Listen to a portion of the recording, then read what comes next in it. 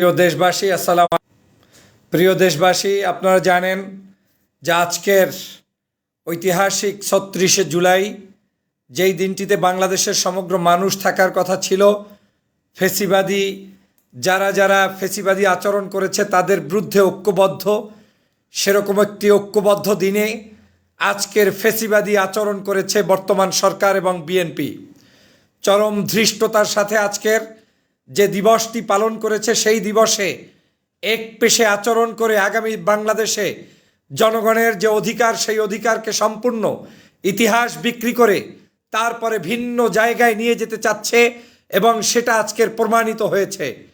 যেই আবু সাঈদের রক্তের কারণে, যেই আবু সাঈদ শাহাদাত বরণ করার কারণে বাংলাদেশ নতুন বাংলাদেশ দেখতে পেয়েছে, শেখ হাসিনার পতন হয়েছে, সেই আবু সাঈদের মতো একজন বীর শ্রেষ্ঠ রাষ্ট্রের নায়ককে যারা তাদের ডকুমেন্টারিতে পর্যন্ত উপস্থাপন করতে পারে না, আমি মনে করি তাদের কোনো ধরনের রাষ্ট্র পরিচালনার যোগ্যতা বলতে কিছু নেই। আপনি যদি বলেন যে মিস্টেক হয়েছে, মিস্টেক কি করে হয়? যেই আবু সাঈদের কারণে আজকের নতুন বাংলাদেশ পেয়েছেন, সেই আবু সাঈদের ছবি থাকবে না, আর আপনি বলবেন ডকুমেন্টারিতে মিস্টেক হতেই পারে। আমি মনে করি এটা মিস্টেক নয়, এটা পরিকল্পিতভাবে আবু সাঈদের ছবি এখানে না দিয়ে এক পেশে এক দলীয় তন্ত্র কায়েম করার জন্য ডকুমেন্টারি তৈরি করা হয়েছে।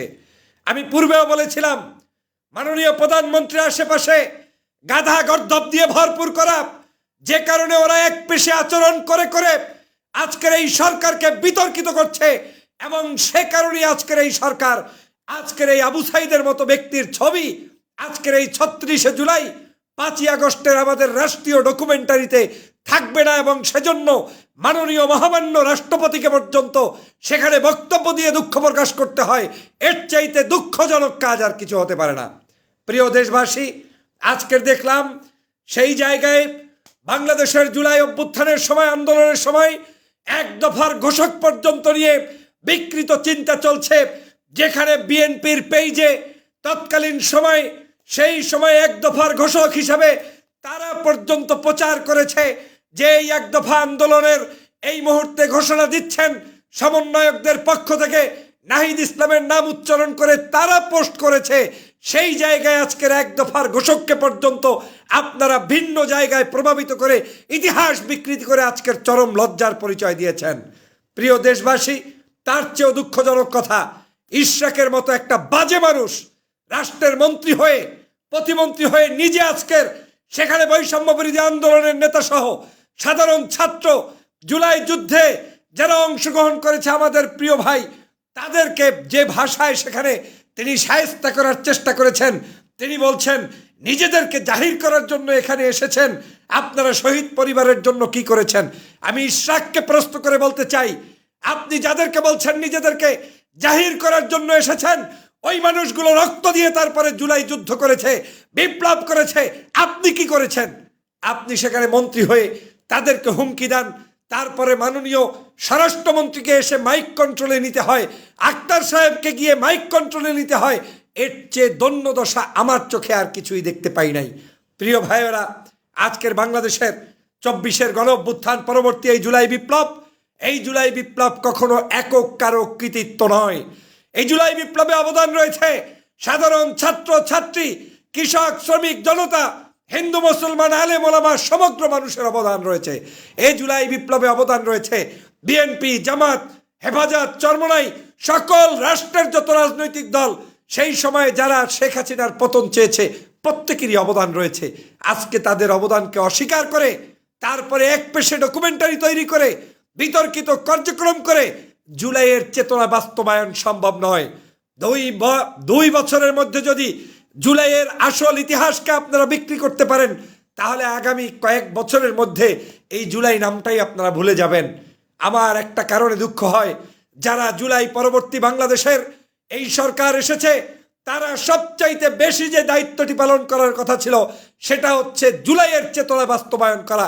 কিন্তু এই জায়গায় দলীয় রাজনীতি বাস্তবায়ন করতে গিয়ে আজকে তারা বেহুশ হয়ে গিয়েছে। আমি অবাক হয়ে তাকিয়ে রয়েছি, আজকের এই জুলাইয়ের এই আন্দোলনে যারা যারা সম্পৃক্ত হয়েছে, যেই মানুষগুলোর অবদানের কারণেই আজকের এই জুলাই বিপ্লব পেয়েছি, সেই মানুষগুলোকে দাওয়াত দেওয়া হয় না, কোণঠাসা করে রাখা হয় এবং তাদের উপরে আক্রমণ করা হয়। গতকালকে থেকে দেখেছি সমগ্র বিশ্ববিদ্যালয়ের ক্যাম্পাসগুলোতে অত্যাচার, জুলুম, নির্যাতন, স্টিম রোলার ছাত্রদের উপরে বিভিন্ন প্রকার অত্যাচার করেছে। আবার সেই নতুন করে হেলমেট বাহিনীর জন্ম হয়েছে। এটার মাধ্যমে জুলাইয়ের আসল চরিত্র ফুটে উঠতে পারে না। আপনারা বরং জুলাইয়ের সাথে গাদ্দারি করছেন। আপনারা যেদিন ফ্যাসিবাদী শেখ হাসিনার বিরুদ্ধে ঐক্যবদ্ধ হওয়ার উচিত ছিল, রাষ্ট্রের যার যার অবদান ছিল তার সমগ্র অবদানগুলো আমাদের স্বীকার করা উচিত ছিল, সেটা আমরা না করে আমরা এখন বলছি ভুলভাল করছি। আজকের রাষ্ট্রীয় একটা অনুষ্ঠান আমরা দেখেছি, যেই অনুষ্ঠানটা করতে সম্পূর্ণ ব্যর্থ হয়েছে বাংলাদেশের বর্তমান সরকার। এর মাধ্যমেই প্রমাণ হয় সরকারের এই দেউলিয়াত্ম যদি চলতে থাকে তাহলে আগামী দিনে এই ছাত্র সমাজের কাছেই আবার তাদেরকে পরাস্ত হতে হবে। আমি সরকারকে হুঁশিয়ার উচ্চারণ করে দিয়ে বলতে চাই, জুলাই নিয়ে তালবাহানা করবেন না, জুলাই নিয়ে ব্যবসা চলবে না।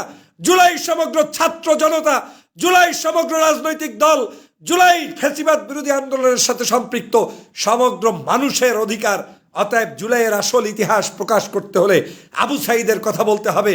আসল ইতিহাস প্রকাশ করতে হলে ওই সময়ের সমন্বয়ক ছাত্র জনতা যারা যারা নেতৃত্ব দিয়েছে তাদের ইতিহাসকে সত্যিকার অর্থে স্বীকার করতে হবে। ইতিহাস স্বীকারে কারো কোনো দোষ নেই, ইতিহাস স্বীকারে কারো কোনো ক্ষতি নেই।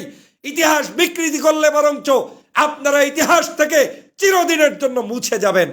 আজকে জুলাইটাকে বিএনপির পেটের ভিতরে ঢুকাইতে হবে কেন? এই জুলাই কি শুধু বিএনপির অবদান? এই জুলাইতে আপনারা কে কি করেছেন সব জাতি জানে। এমনকি এই জুলাইয়ের সর্বশেষ যখন ঘোষণা হয় তার এক পর্যন্ত অনেকে তো জুলাই স্বীকারই করতে চায় না। তারপরেও আমি বলবো, বাংলাদেশের মানুষ বিভিন্ন প্রকার জুলুম, নির্যাতন, অত্যাচার স্বীকার করেছে এবং সেই অত্যাচারের কারণে আজকের আমরা জুলাইয়ের আজকের এই আন্দোলন সফল হয়েছে। আমরা সে কারণে বিএনপি জামাত বলতে কাউকে ডিভাইডেড করতে চাই না। কিন্তু আজকের যা দেখলাম, একটা মুক্তিযুদ্ধ মন্ত্রণালয়ের যে কাজ দেখলাম, সরকারের যে কাজ দেখলাম, তাতে আবু সাঈদের মতো ব্যক্তিত্বের ছবি থাকে না। সেখানে জুলাইয়ের এক দফার ঘোষকের নাম বিকৃত করা হয়। এটার চেয়ে লজ্জার কিছু থাকতে পারে না। তার মানে আপনারা এই ছাত্র জনতার আন্দোলনকে মানতে পারেন না, আপনারা স্বীকৃতি দিতে পারেন না, কারণ আপনি ঘোষণা দিতে পারেন নাই। এখন জ্বলছে, এই জলাজলি কিন্তু শেখ হাসিনারও ছিল। এক সময় শেখ হাসিনা এই ফ্যাসিবাদী আচরণ করত। এই দেশে যা ঘটত সব কিছু শেখ হাসিনার অবদান। আর যা কিছু মানে এদেশে ঘটত সেটা তিনি করুক আর না করুক, শেখ হাসিনা ছাড়া আর কিছুই নাই। আজকে বিএনপি যদি সেই পথে হাঁটে তাহলে তারা ভুল করবে। প্রিয় ভাইয়েরা, যেই জুলাইয়ের জন্য আমার দেশের ছাত্র জনতা রক্ত দিয়েছে, যেই জুলাইয়ের জন্য 16টি বছর বক্তব্য দিয়ে আপনাদেরকে উৎসাহ প্রদান করেছি, যেই জুলাইয়ের জন্য মানুষ শহীদ হয়েছে, দেলোয়ার হোসেন সাঈদী, কাদের মোল্লা, মীর কাসেম আলী, আলী হাসান মুজাহিদ, আয়নাঘরে যারা ছিল, আমাদের এই ব্যারিস্টার আরমান, তারপরে আপনার আমান আল আজমি এবং ইলিয়াস আলী যিনি গুম হয়ে গিয়েছেন, সালাউদ্দিন কাদের চৌধুরী, এই মানুষদেরকে যদি স্মরণ করতে কারো কষ্ট হয় তাহলে ভুল করবেন। জুলাইয়ের অবদান কুক্ষিগত করে রাখার কোনো সুযোগ নেই। এই জুলাইকে নিয়ে কোনো তালবাহানা মেনে নেওয়া হবে না। আজকের রাষ্ট্রপতি দুঃখ প্রকাশ করে, আজকের স্বরাষ্ট্রমন্ত্রীকে মাইক কন্ট্রোলে নিতে হয়, আজকের এনসিপির আমাদের আক্তার সাহেবকে বক্তব্য দিয়ে মানুষকে প্রশমিত করতে হয়। এর মাধ্যমেই বোঝা যায় বিকৃত ইতিহাস তৈরি করে টিকতে পারবেন না। আপনারা যতই কন্ট্রোল নেওয়ার চেষ্টা করেন, এটা বারুদের মতো জ্বলে উঠবে। মিথ্যাচার এই বাংলাদেশে হতে দেওয়া হবে না। সত্যিকার ইতিহাসে আমার চরম শত্রু ব্যক্তিও যদি অবদান রেখে থাকে, তাকে আমাদের স্বীকৃতি দিতে হবে অন্তত জুলাইয়ের ওই অভ্যুত্থান পর্যন্ত। আমার আদর্শের ভিন্ন লোক, কিন্তু লোকটা ওদিন আন্দোলন করেছে, তার নাম স্বীকার করার নামই হচ্ছে প্রকৃত ইতিহাস। অতএব ইতিহাসকে যারা বিকৃত করবে, সেই সকল ধান্দাবাজ, চোর, ডাকাত, গুন্ডাদের বিরুদ্ধে আমাদেরকে আগে যেভাবে সংগ্রাম করেছেন আবারও সংগ্রাম করতে হবে। কতগুলো নাপিত বের হয়েছে, 5ই আগস্টের পূর্বে কোনো খবর ছিল না, আন্দোলনের নেতৃত্ব নাই, কাজে কর্মে খবর নাই, টেন্ডারবাজি, চাঁদাবাজি, দুর্নীতি করার জন্য 5ই আগস্টের পর জন্ম হয়েছে। মনে হয় যেন ওই সকল শয়তানগুলো এতদিন কোনো খবর রাখে নাই, এখন দেশপ্রেমিক সেজে গিয়েছে। এইসব বাটমার থেকে সরকারকে উদাত্ত আহ্বান করব। মাননীয় প্রধানমন্ত্রী তারেক রহমান সাহেব, আপনাকে শ্রদ্ধার সাথে আহ্বান জানাতে চাই, এই সকল বাটপার থেকে দূরে থাকুন। এই সকল বাটপাররা জুলাই বিপ্লবকে বিকৃত করবে এবং বিপ্লবকে বেচে কিনে খাবে, সেই জায়গা থেকে আপনাদেরকে সতর্ক থাকতে হবে। ইতিহাসের পাতায় বিএনপির যতটুকু অবদান ততটুকুই থাকবে, ইতিহাসের পাতায় ওই নাহিদদের যতটুকু অবদান ততটুকুই থাকবে, ইতিহাসের পাতায় জামাত শিবিরের যতটুকু অবদান ততটুকুই থাকবে। ইতিহাস বিক্রি করে শয়তানি করার কোনো সুযোগ বাংলাদেশে দেওয়া হবে না। যেই সকল নাপিতরা সেই ধরনের ষড়যন্ত্রে লিপ্ত, ওই নাপিতদের চিরদিনের জন্য বাংলার মসনদ থেকে এখান থেকে তাড়াতে হবে এবং সেজন্য আমাদের সবাইকে ঐক্যবদ্ধ হতে হবে। সবাইকে ধন্যবাদ। আল্লাহ হাফেজ।